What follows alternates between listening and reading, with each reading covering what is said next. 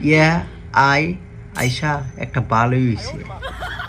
মানুষের এখন জামা কাপড় কিনা লাগে না, মার্কেট করন লাগে না। মার্কেট করার দিন শেষ।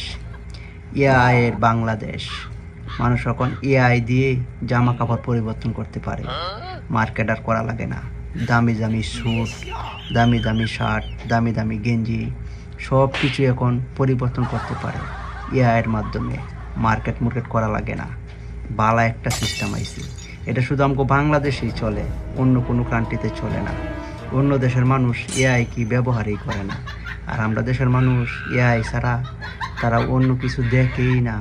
শুধু এআই দিয়ে জামা কাপড় পরিবর্তন করে আর ফেসবুকে নিত্য নতুন পোস্ট আপলোড করে, নিত্য নতুন ছবি আপলোড করে। কি একটা শান্তি, তাই না? এটা কিন্তু অন্য দেশের মানুষরা বুঝে না, শুধু আমরা বাংলাদেশের মানুষটাই বুঝে। আল্লাহ, বুঝতে পারছেন তো বিষয়টা? বাংলাদেশের মানুষ এআই আসক্ত, ফেসবুকে আসক্ত। ফেসবুকে দিন রাত পোস্ট করেই যায়, শুভ সকাল, শুভ বিকাল, শুভ রাত।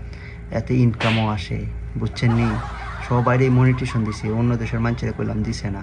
এটা একমাত্র আমাদের দেশের মানুষেরই দিছে। এই হইলো আমাদের দেশের পরিস্থিতি। এআই ছাড়া নাই তাদের গতি।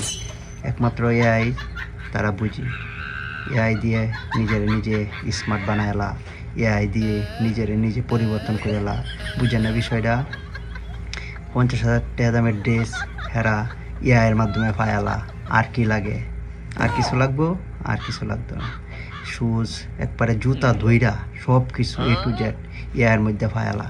কম দামেও না, টেহাও লাগে না, ফ্রিতে। বুঝছেন না? এই হইলো আমাদের দেশের পরিস্থিতি। ভালো থাকবেন, সুস্থ থাকবেন। আল্লাহ হাফেজ।